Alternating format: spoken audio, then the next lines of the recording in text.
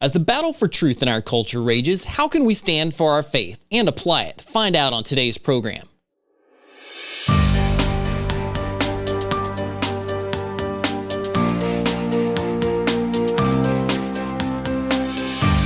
Join I Am a Watchman Ministries Managing Editor Joe Kerr with co-host Dylan Burrows, bringing you a fascinating discussion regarding the importance of Bible prophecy and Christian living today as it relates to our responsibility as believers to be watchmen.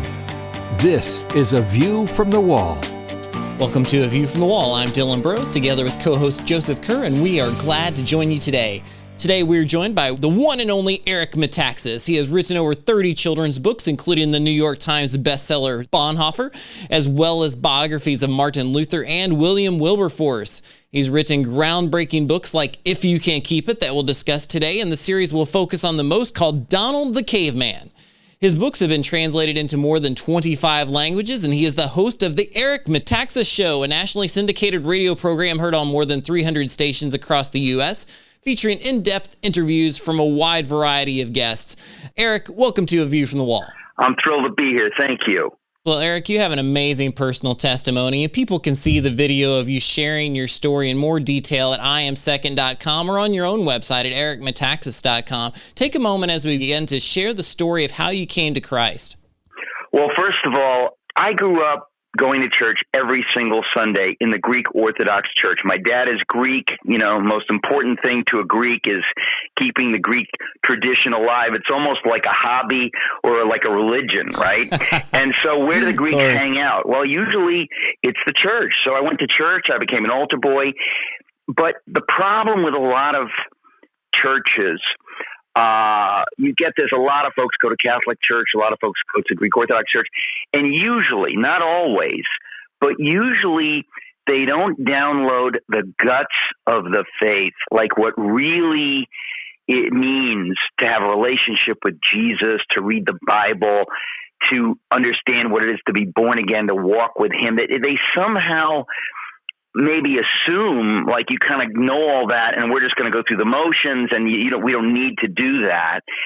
And especially in immigrant communities, right? They kind of think like, well, this is really about keeping the old home traditions alive. So it almost becomes blurred with it's about being Greek more than about being Greek Orthodox Christian. And so for me, it was a wonderful, warm community.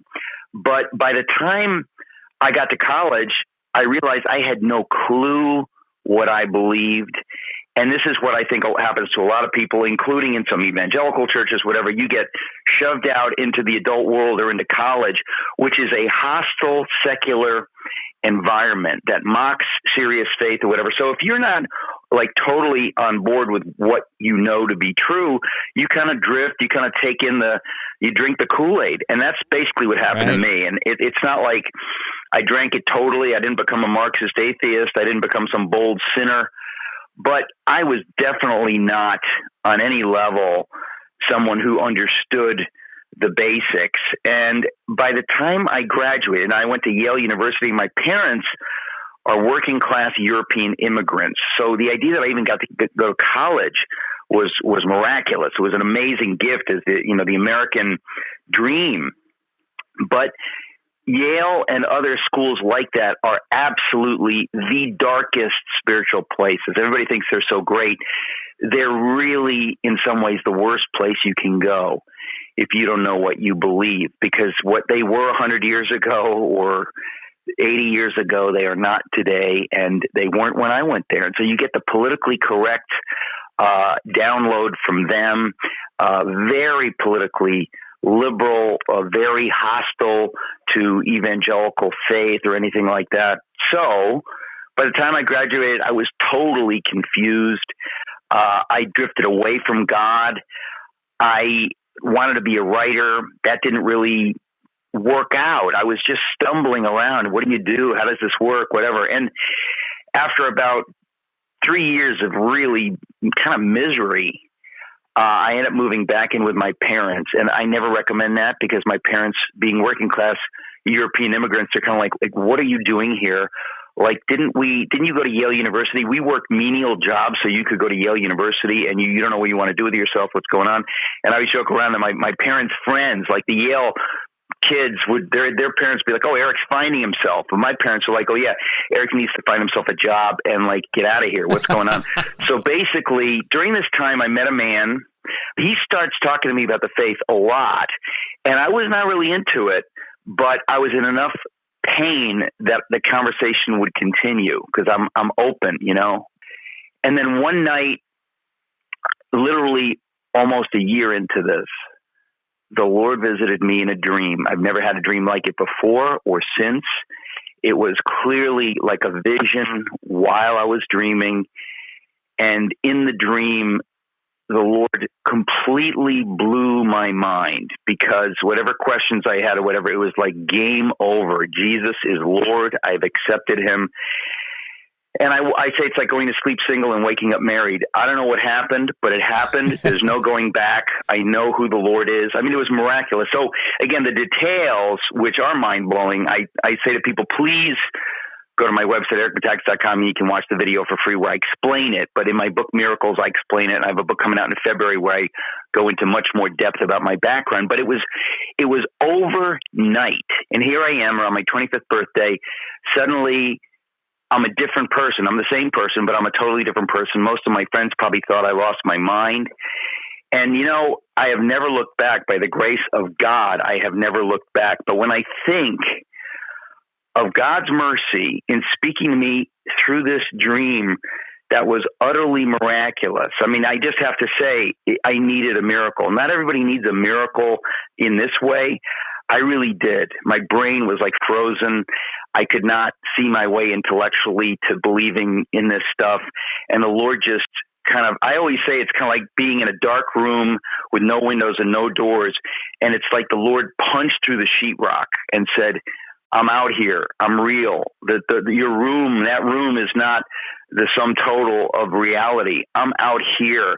But I needed him to punch through the sheetrock because I was just stuck. I couldn't see anything. I was just like, where do I go? I'm at a dead end. And it changed my life so dramatically. And since then, all I said is, Lord, use me in my gifts. The Lord has given me amazing gifts as a writer and a speaker, whatever. And I don't say that with pride. I say, like, he has given these things to me. He always gives things to people. The question is, what do you do with it? So for the last, now it's over 30 years, I have been trying to serve him with these gifts. But I tell you, I never... I think of what God's mercy is that he was able to do that for me because I really was lost. I didn't know what to do. Well, this is an amazing story, and we hope you're enjoying this powerful conversation with radio host and best-selling author Eric Metaxas. We'll be right back with more on A View from the Wall. Stay with us.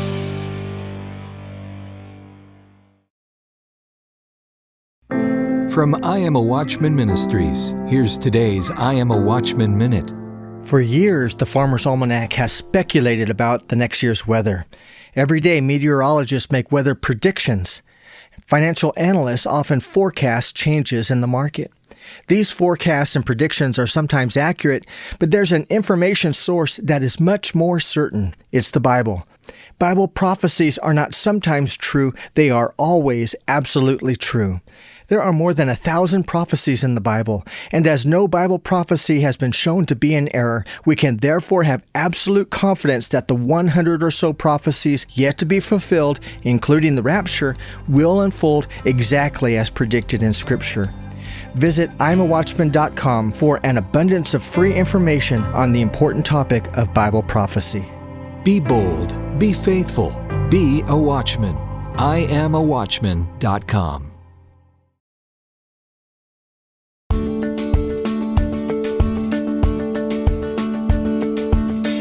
Welcome back to A View from the Wall. Joe and I have been talking with Eric Metaxas, host of The Eric Metaxas Show, and we're into the series of Donald the Caveman books that you've written, and it's not the deep scholarly research of historical characters like Bonhoeffer that you've done in the past.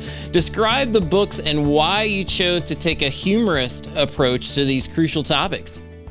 When I was in college at Yale, I was the editor of the humor magazine. I wanted to be a writer, like a literary writer, but I also wanted to write humor. It's a long story. I want to write for, sitcoms or David Letterman. Also, I always had these two sides to me. And so all I could do once I was born again is say, Lord, you've got to lead me, because I have no idea how this is supposed to work. And so, he led me to write some books about apologetics. He led me to write 3 serious, hefty biographies. But, when the president was elected, a friend of mine who really was the one who I've done other children's books with him. He's a genius illustrator. His name is Tim Ragland. He basically kind of convinced me to take a look at the president, during the primaries. Like, Eric, I think you're missing something. This guy's like a folk hero. Have you seen him on speaking, whatever? So I said, Tim, you and I have done all these kids' books. We need to do a kids' book on a character who's basically this president. And we need to invent a character. And, people see stuff like Trumpy Bear, whatever. I don't think anybody got it. I think we got it. I think we created a character called Donald the Caveman. He's a happy, positive, hardworking caveman. He's a builder of caves. And then the people kind of come to him because they have a problem. There's this gigantic swamp, and at the middle of the swamp lives the king.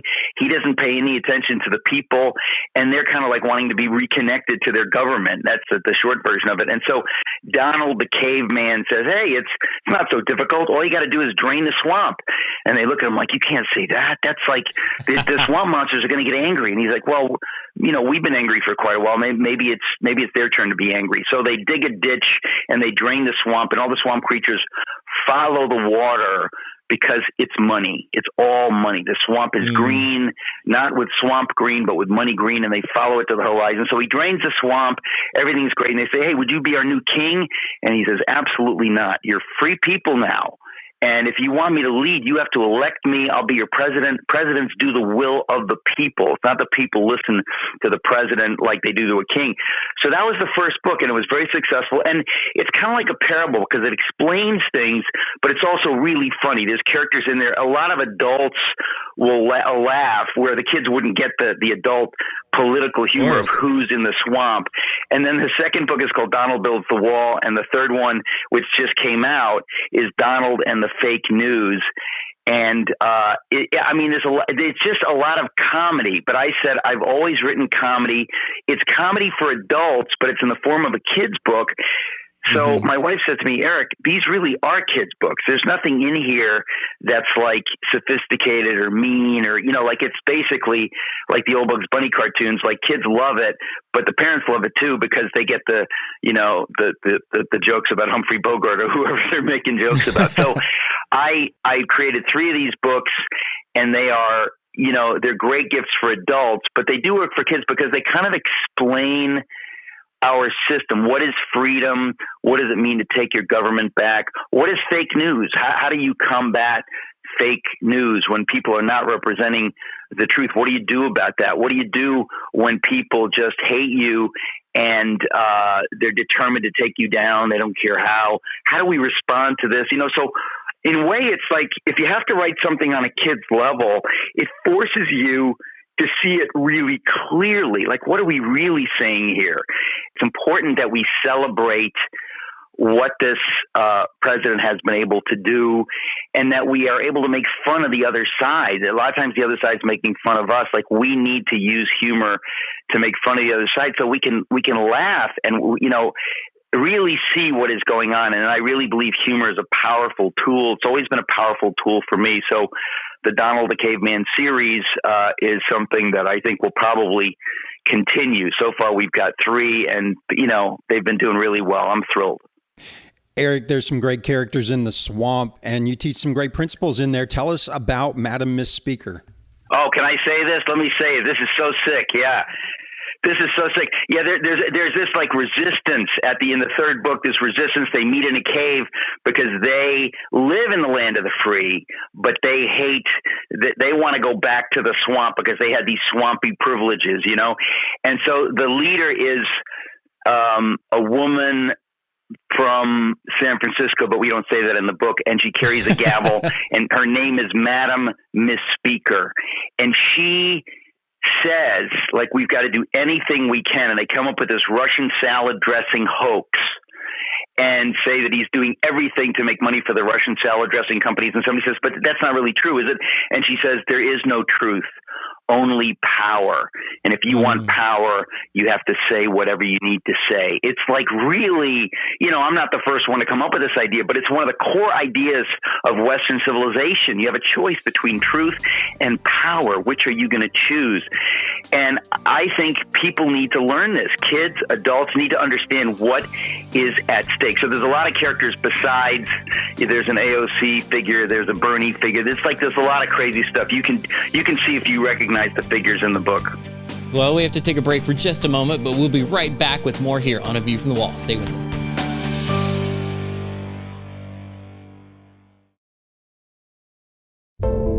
The rapture can happen at any time. You may be ready, but are your friends and family spiritually prepared for the coming of the Lord?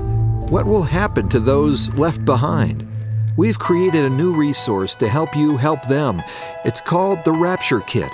Included in the Rapture Kit is a Bible and vital information on what the rapture is and how to prepare for what's to come. The Rapture Kit also includes 8 books on prophecy, apologetics, the Christian walk, and being a watchman for the Lord, plus a number of video and audio teachings, all preloaded on an 8-gigabyte flash drive. Become more strategic and active in your witnessing. Warn the lost about the coming rapture, and help individuals in the post-rapture world be drawn to Christ, equipping them to become the next generation of ministry leaders. Learn more and order at rapturekit.org.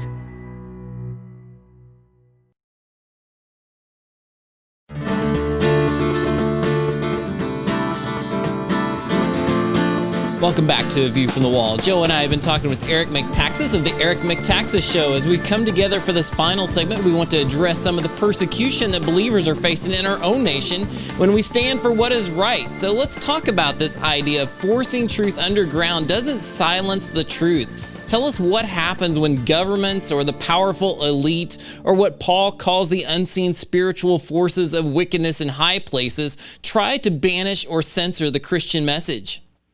Well, look, first of all, a lot of poets and artists have said it. Shakespeare said, the truth will out. There is no way in creation that the truth can be suppressed forever. We know, we've read the book, the end of the book, truth wins, God wins. The question is, what do we do in the midst of the battle? And there is a battle, and we're seeing it more clearly now than in any of our lifetimes. We've never seen anything like this. I mean, people who lived through Hitler's Germany saw this. People who lived through the killing fields, in Cambodia saw this. But in America, to see these cultural elites, and I went to school with a lot of these folks at places like Yale, they have a totally different view. It's basically an anti-American worldview, an anti-freedom worldview, and an anti-biblical worldview. And we need to understand these things so we know what we're against. So I wrote about it in my book, If You Can Keep It. If you can keep it is Benjamin Franklin's phrase. Somebody asked him after they created the Constitution, what have you given us, Dr. Franklin, a monarchy or a republic? He says, a republic, madam, if you can keep it. And it's about the idea that the people, we the people, must know how our government is supposed to work, how we, the people, are supposed to be the government. We're supposed to make the laws. We're supposed to deputize people, representatives in Congress, in the White House, whatever, to enact our will. We, the people, are the government. And that's what big government works against. And it gets bigger and bigger and bigger until it begins to say, well, we kind of know better. And the people in America, we have not been taught in the last 50 years. Since the 60s, we really stopped teaching the basics of civics. We took the Bible out of the schools. We took the idea of virtue and honor. We don't teach those things. We've knocked down all the heroes, whether literally in terms of statues or figuratively in terms of just saying, we're not going to say that Washington was great. We're not going to say. Right. And all of that stuff, if we do not understand these things and we do not fight for that vision, the poor in America will suffer the most. If anybody cares about the poor, if anybody says, oh, I believe Black Lives Matter, well, then you better understand that that organization is a Marxist, anti-American, and ultimately anti-Black organization. They care about power just like anybody who is a Marxist. They don't have a view of God or a view of it. They're atheists, and they basically say it's all about power. Who's going to have the power, us or them? And when you realize that you're fighting against that, you realize this is a battle between good and evil. This is not a battle between two presidential candidates. They're just proxies for something that is going on in the spirit realm. And if we don't really understand these things, we will go down the path that many people in history have gone down. The German people in the German church did not understand what was happening, did not listen to the voice of God through the voice of Dietrich Bonhoeffer, and all they did was take their eyes off the ball long enough so that the Nazis could take power, could defang the church, sideline the church, and they have been hanging their heads in shame for 80 years because they missed God in a way that was so historic and so horrible. The church in America needs to rise to this moment for God's purposes in history, not just for the United States of America, because the Lord has chosen this country to be a beacon of freedom for the whole world, not just for America. I mean, we have to preserve it here so that we can spread it with the whole world. There are people in China and North Korea that would dream of having what we have, and we need to be the shining city on a hill that Jesus talks about, that John Winthrop talks about in 1630. That's the whole idea of America, is that we're to be that model that people look to. They see that torch of liberty, that shining city on a hill, and they say, what is that? How did they get that? Well, then they find out, oh, it's biblical principles which lead to self-government, which lead to liberty, which means that I govern myself because I answer to the higher authority of God. I don't have to listen to the government.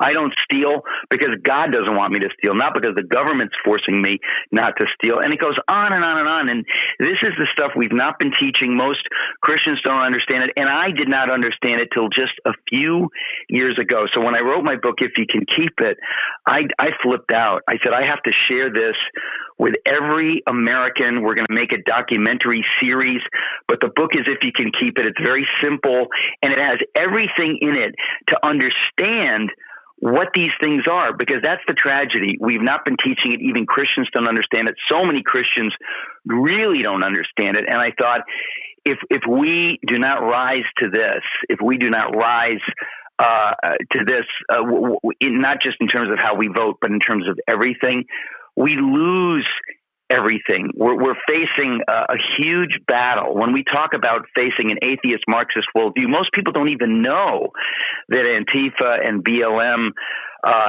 and a lot of the leftists that have taken over the Democratic Party, that's their worldview. The Democratic Party 34 years ago was a perfectly legitimate party. You might not vote that way, but they were an American party. They believe in patriotism. We have come into a new day, and unless people wake up to this and do something about it and learn and understand these things, we deserve what we will get. And I'll tell you, I don't want that. I don't want that. I believe that people will suffer around the world and in this country if the church doesn't stand up and lead the way. That's the job of the church. That's the job of the people of God. And sometimes the Lord lets us, really shakes us up so that we get the message. And I tell you, if people aren't getting shook up at this point, they're not paying attention. This is a really, really serious moment. And the first thing, of course, we've got to pray and fast. We've got to pray and fast. It's that serious. Many people around the world are looking to us. People in China and North Korea are hoping that someday they might have freedom. And I believe the Lord has chosen America as the leader in that. And if we abdicate, it's as dark as it gets. Eric, you fit the biblical definition of a watchman, and we have many watchmen and women who listen to our program and watch, warn, witness, and seek to finish well in what Paul called the last days. What challenge do you have for our watchmen? Well, number one, you got to pray hard for this country during this time. Pray for this country every day. And number two, as a writer, the reason I write what I write is to arm the saints with information, and I don't know what else I can do. I speak and I write. And so I would just ask people humbly, ask your library to carry my books if you don't want to buy them yourself. But if I don't get this information out, you've got to start there. I didn't know this stuff 5 years ago. Now I know it. And now I think, Lord, please let people understand the lesson of Bonhoeffer. Let people understand the book, If You Can Keep It. Let people understand the lesson of Wilberforce, who totally changed his time because he was obedient to God. The Lord has given us the game plan. And I have the privilege of sharing it in my books and my speeches. People can find me online. Actually, people follow me. You go to ericmetaxas.com, and there's a newsletter that goes out every week. But I want to share this stuff because once you get it, you kind of can't help but get excited. But the church, we need to get excited. We need to get going. This is absolutely a crucial time. I do not speak in hyperbole. I wish I were. I wish I were speaking hyperbolically, and you could say, Eric, you're full of it. But you know what? I don't think that's the case. I think we need to get really serious. Well, this is powerful information. We thank you again for joining us, Eric. I appreciate you being on our program today. My privilege. Thank you, guys. God bless you. And for all those who are listening, we appreciate you being with us today. Take some time to check out our resources at IamAWatchman.com, where you can listen to this program again, as well as our other episodes, and get other resources to encourage you in your faith. Thanks so much for joining us today on A View from the Wall. A View from the Wall, in association with I Am a Watchman Ministries, exists to equip a worldwide audience with biblical truth, sharing it with others, and being prepared for Christ's imminent return. The team seeks to encourage, inspire, and equip watchmen for such a time as this. For information about the ministry and upcoming events, visit IamAWatchman.com. A View from the Wall is made possible by the team of dedicated pastors, editors, and the many contributors of I Am a Watchman Ministries. To support our efforts, give online at IamAWatchman.com and click on the Donate button. Thanks for listening, and join us again next time on A View from the Wall.